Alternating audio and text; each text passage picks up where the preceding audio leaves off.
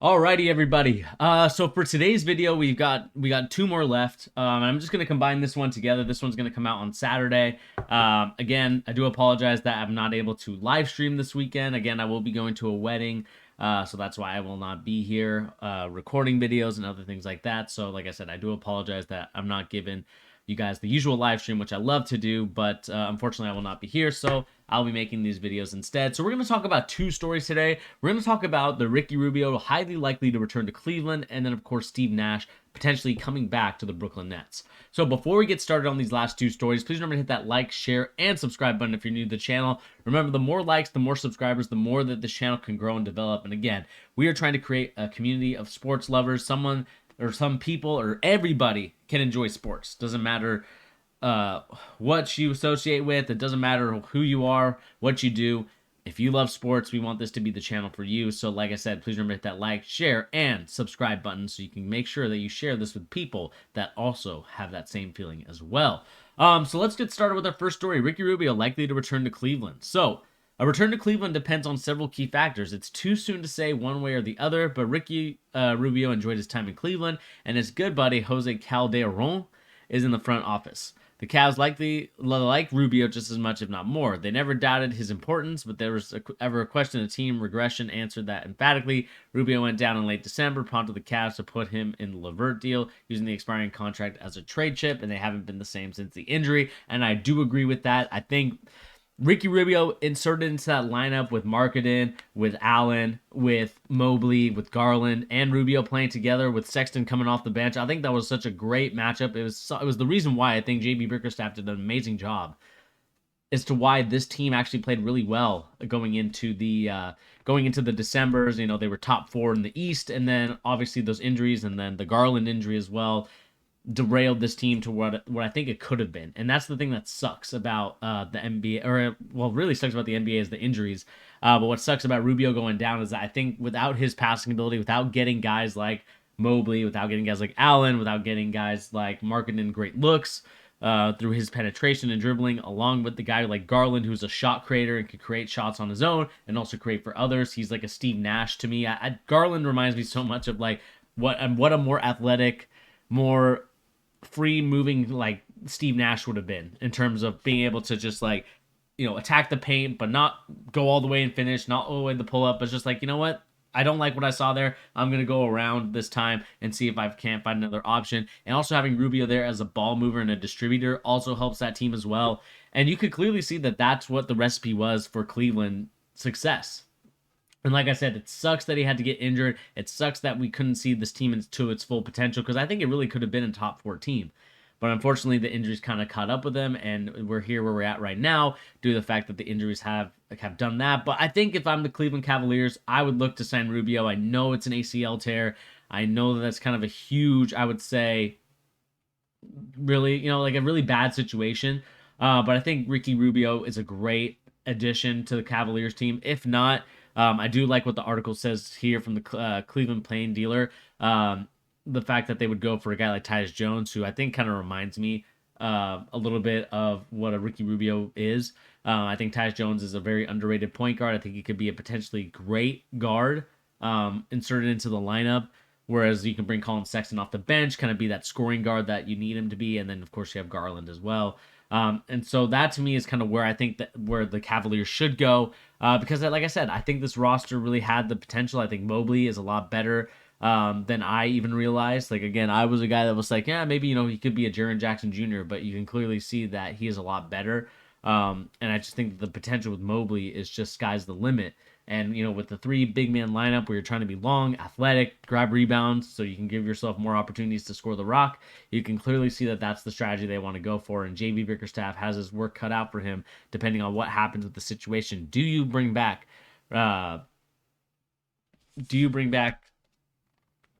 Ricky Rubio, or do you go sign Tyus Jones? That's going to be a question mark for JB Bickerstaff and his staff, and of course the Cleveland Cavaliers for what's to come. Again, I think that they should try to go after him. You can clearly see that Ricky Rubio made a huge impact, and as soon as Colin Sexton and Rubio went down, you can clearly see that this was not the same Cleveland Cavaliers team that was, dominating and doing their thing. And instead, we have what we have right now, which is They're a really good team, but I still think they're very young and they just need that little bit more experience. I think Garland is the right kind of guard to get them to that point, because Garland's key attributes of being an attacking, shot creating for himself, shot creating for others, with his Steve Nash like abilities to go in there and attack and maybe say, okay, you know what, this time I'm not going to attack. I'm going to go and snake around and come back out again and see what the other options are. Where for some players, it's, okay, I'm in the paint. Either I'm putting it up or I'm throwing away a bad pass. And Garland does a great job of not losing his dribble.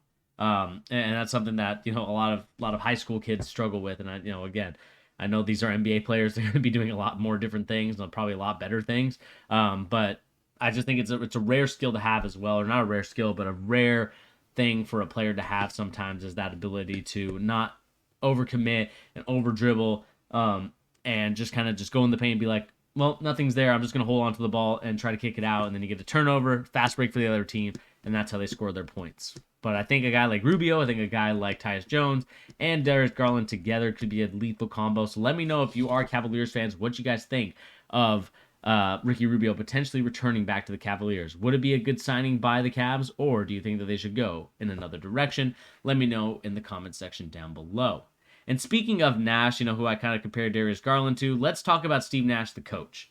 So Steve Nash, the coach, apparently from sources that Kevin O'Connor has been at the Ringer, sources he's been speaking to in the recent days don't expect Steve Nash to be fired. I think this is the situation at hand. Kevin O'Connor, of course, has an article here. If you guys want to read it, you can. And I'll kind of go to here where we can go to Steve Nash. Is this Steve Nash's fault? I think that's probably where we have to go with Steve Nash. Sources I've spoken to in the recent days don't expect Steve Nash to be fired, but we're only days removed from the series loss, and the evaluation stage is only the beginning from Brooklyn's brass. Come on, man. Steve has been dealt crazy hands the last 2 years, Durant said after Game 4 in support of Nash to return to next season. I tend to agree with, and this is, of course, Kevin O'Connor's opinion, I tend to agree with KD's public stance. The Nets coaching needs to be better, but it's tough to judge an inexperienced leader, especially considering the circumstances. Maybe the Nets should have gone with someone who's done it before, but Nash has a brilliant IQ and deserves to learn the ropes. I think the biggest thing that kind of hurt Steve Nash this year was that Mike D'Antoni was not part of his staff this year. I was going to say roster, but he's not part of his staff this year. Clearly, last year, I think the Nets were a lot better. Obviously, they were not dealing with a pandemic, or they were dealing with the pandemic, but no vaccine mandate. And so that obviously has a huge factor into it. But I will say this. I think there were times in the series against the Celtics where the Celtics kept running their same stuff over and over again. I did not see Steve Nash make any adjustments to the stuff that they saw. I think that who Steve Nash has on his staff might be a little bit inexperienced, and I think they need to get a little bit more seasoned. Again, as an aspiring coach to be one of these guys, I'd want to be an assistant coach one day for the NBA, video coordinator, all this stuff, Eric Spoelstra style. They need the experience, and maybe going to a lesser team, or a team that's not really ready to contend for the playoffs, but maybe contend to rebuild. I think that's where Steve Nash should have went. I think that's probably the idea that I would have gone, because if we really look at it, I think Steve Nash I think he has some good X's and O's. I think there's some great stuff that he runs, but at the same time, I think he needs that seasoning to get better.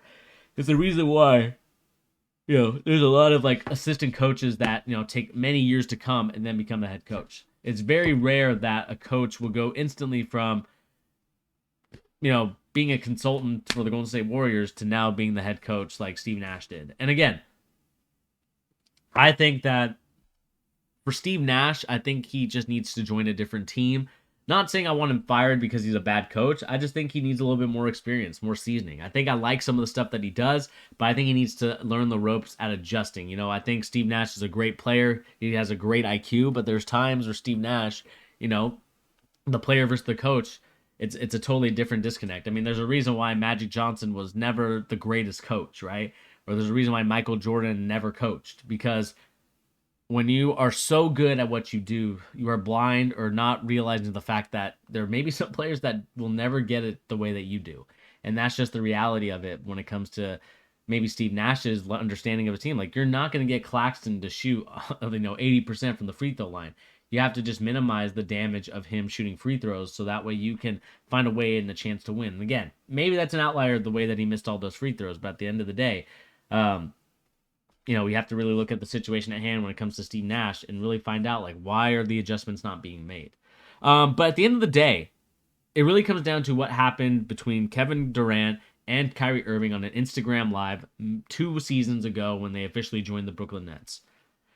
We talked about them, or they talked about themselves in an Instagram Live video talking about, we don't really have a coach. We are the coaches. Like, me and, Kyrie and KD are the coaches. And that to me is a little bit disrespectful to Steve Nash. I think it's disrespectful to coaches around the world. And the reason why I say that, not because I am a coach myself and not to be like a defender of the coaches, but for the most part, coaches are usually the first ones to go when anything is wrong. And some coaches I think deserve a little bit more leeway than others, but there's times where, it's cheaper to get rid of the coach than it is to fire the players. And that's kind of what I saw here for Brooklyn, was that Steve Nash, I think they like him. I think Kevin Durant likes him. I'm just not sure about Kyrie.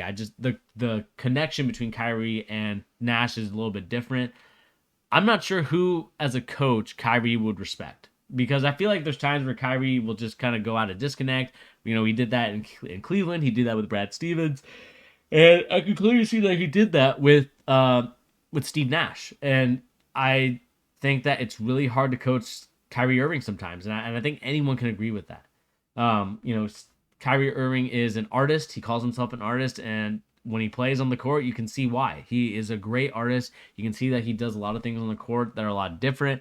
And that's just the reality of things, people. Like, we just have to mind the fact that, yeah, it's going to happen. You're going to be dealing with some stuff. You're going to be wondering, like, why can't Kyrie Irving just follow the script?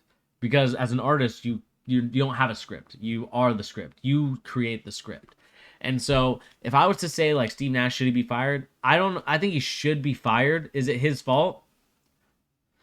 Some of it was, but at the end of the day, I think the players have to play to their strengths. And Kevin Durant, like, when you have, presumably one of the best players in the league not show up in the first 3 games, I don't know what else you could do as a coach. And then you get promised Ben Simmons coming back on Monday for game 4, and then all of a sudden he's not there. And so when all this stuff adds up, I think it kind of shows you that Steve Nash, yes, he was dealt a terrible hand in the second season, but at the end of the day, he still needs to make those adjustments, because if he doesn't make those adjustments, if he doesn't do what he needs to do on the court, then he gets stuck with where we're at right now, which is, of course, the fact that it's just going to be one of those situations where we're going to find out what these players can really do. And, the question now becomes, do these guys get traded? Is Kyrie Irving getting traded? Is Kevin Durant going to get traded? I think for the most part, I think Kyrie is going to be gone. Is Ben Simmons going to get traded? That's another question as well that we have to find out and kind of get answers for as we continue to monitor the situation as it pertains to the Brooklyn Nets. Steve Nash, I think, will be fine. I think that whether or not he stays, I think he will get another coaching job. I think that he should definitely take the lower end, maybe the Orlando Magic, maybe the Sacramento Kings, and just take that job and just learn to play together. You know what I mean? Like, learn to grow as a team, learn to communicate with one another, learn to really build a roster, where I feel like that's what Nash's strengths are compared to being like a Steve Kerr, which, you get kind of handed the keys, and then all of a sudden Steve Kerr kind of tweaks the keys, and then you can see, Mark Jackson kind of created the groundwork and the foundation, and Steve Kerr kind of molded it into what we have now there in Golden State. And I think the same thing could happen for Steve Nash if he goes to a different team. But I want to know what you guys think in the comment section down below. Are you guys a fan of Steve Nash? Are you guys are a fan of Steve Nash? Are you not? Let me know in the comment section down below. If you are the Brooklyn's GM, would you get rid of Steve Nash, or would you keep him on the roster and keep him as the coach and see what you can do for next year? Because I know it's only going to get tougher from here. We know teams are going to get a lot stronger. Teams are going to get a lot better. These rookies that are coming in are going to be really good. I think that there's going to be at least 2 that come out and be all NBA players. There might be even more. But for sure, I think 2. But we'll talk about that in a different video when we go over our NBA mock drafts and other things like that. But with that being said, thank you once again for joining us here on The Charge, giving you the latest NBA news and rumors and also basketball opinions. And please remember to hit that like, share, and subscribe button. Remember, it does help the channel out tremendously when you do that, because we want this channel to grow and be something that you guys would enjoy and really be developed into a place where NBA news and rumors and basketball opinions are welcomed everywhere. We also want to talk about different sports as well. So that is something that I'm looking forward to in the coming months. But nevertheless, please remember to hit that like, share, and subscribe. And we'll catch everybody on the next episode. Peace out, everybody.